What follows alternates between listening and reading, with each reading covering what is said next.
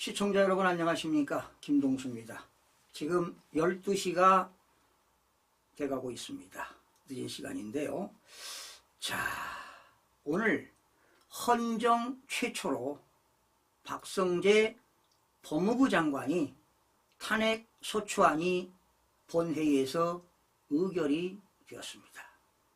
지난 12월 10일 더불어민주당 김용민 의원이 대표 발의하고 170명이 공동 발의에 같이 참여했습니다. 10일날. 그런데 오늘 원안 가결이 되었습니다. 국무위원들, 장관들은요, 제적위원회 가반수 150명이 이상이면 탄핵소추 의안이 가결됩니다. 그런데 오늘 헌정 최초 박성재 법무부 장관이 탄핵소추가 원안 가결되었습니다. 그 내용을 여러분들에게 전해드리겠습니다. 의안번호는 6348호입니다. 주문입니다. 대한민국 헌법 제65조 국회법 130조에 의하여 법무부 장관 박성재 탄핵을 소추한다. 피소추자 성명 박성재, 직위 법무부 장관. 탄핵 소추 사유입니다. 자, 먼저 탄핵 소추 사유의 요지입니다. 피소추자는 법무부 장관으로 지난 2024년 2월 20일 대통령에 의해 법무부 장관으로 임명되어 재직하고 있다. 이제 10개월도 안 됐습니다, 여러분. 법무부 장관으로 임명받은 지 10개월도 안 됐습니다. 이제 업무 파악 정도 했겠죠. 피소추자는 다음과 같은 직무를 집행하면서 법무부 장관으로서 직무를 집행하면서 헌법과 법률을 위배하였다 그랬습니다. 무슨 위배를 했느냐? 탄핵소추는요, 중대한 헌법과 법률을 위반해야 됩니다. 자, 그렇다면 지금 이들은, 더불어민주당은 헌법과 개헌법을 위반했다는 거 아닙니까? 그러면 여러분, 대통령이 헌법과 개헌법을 위반하지 않았다면, 내란죄 성립이 안 된다면 당연히 박성재 법무부 장관도 탄핵 소추안이 해당이 안 되는 것이지요. 자, 한번 볼까요? 이유, 첫째입니다. 피소추자는 법무부 장관이자 법률 전문가로서 비상계엄 선포와 같은 중대한 국법상 행위에 영향을 미칠 수 있는 직위에 있다. 그렇죠. 법무부 장관이니까, 국무위원이니까 뭐 그럴 수 있어요. 자, 좋아요. 그는 계엄 국무회의에 참석하여 내란 행위로 평가할 수 있는 결정을 알 수 있는 위치에 있었음에도 계엄 선포의 위헌성을 지적하거나 법률적 검토를 통해 이를 막으려는 적극적으로 행동을 하지 않았다.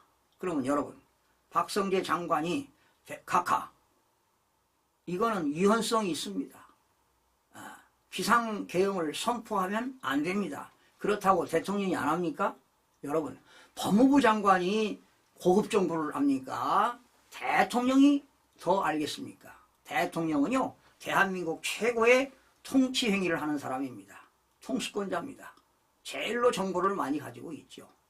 이 박성재 장관이야 이제 뭐 임명된 지 10개월 돼가지고 법무부 장관이 뭐 무슨 정보를 그렇게 많이 알겠습니까?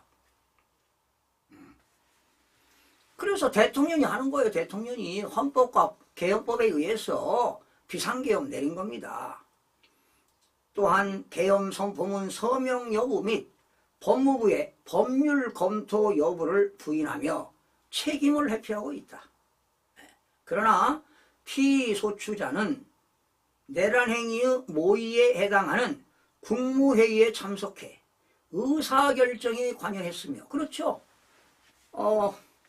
계엄을 하려면 헌법상 국무회의 심의를 거쳐야 됩니다.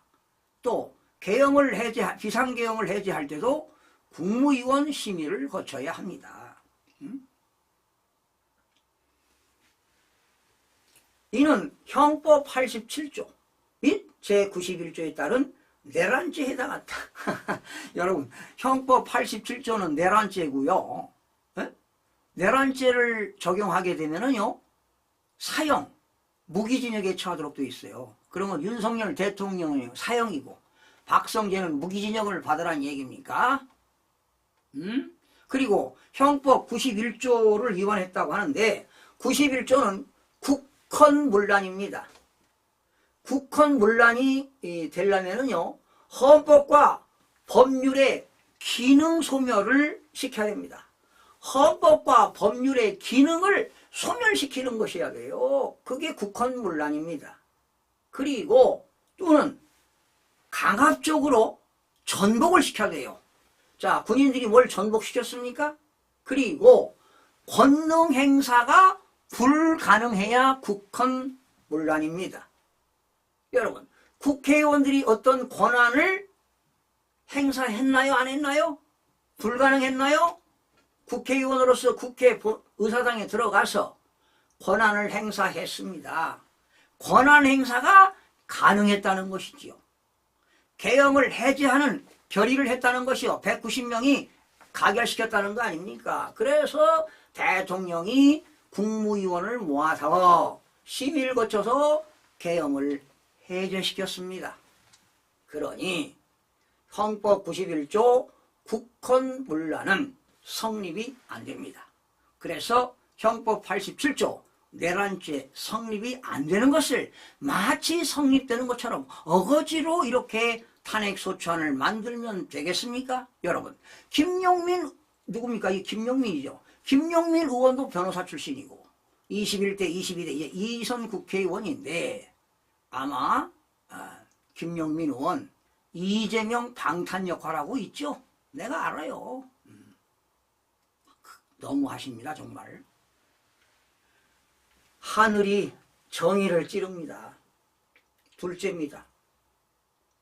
그리고 나아가 헌법 제7조 2항이 규정한 공무원의 정치적 중립 의무를 위반을 합니다. 원래 공무원들은 정치적 중립을 지켜야 되도록 되어 있죠. 둘째입니다. 피소추자는 비상계엄 선포와 관련된 일련의 내란 행위에 깊이 관여하였다.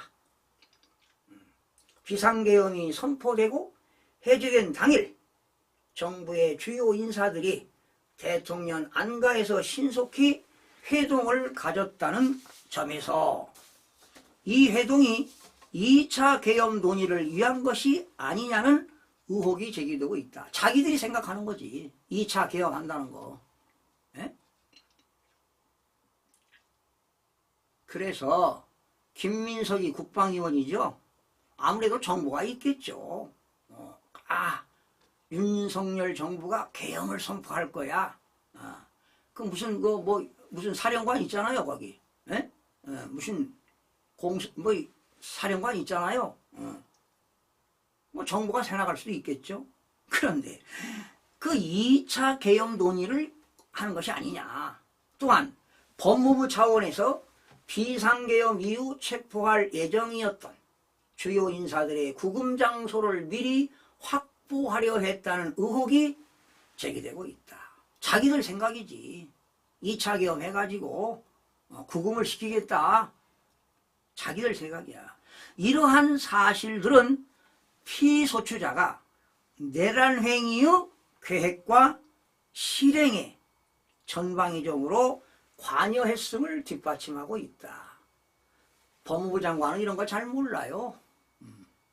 대통령이 통치 행위를 했을 뿐입니다.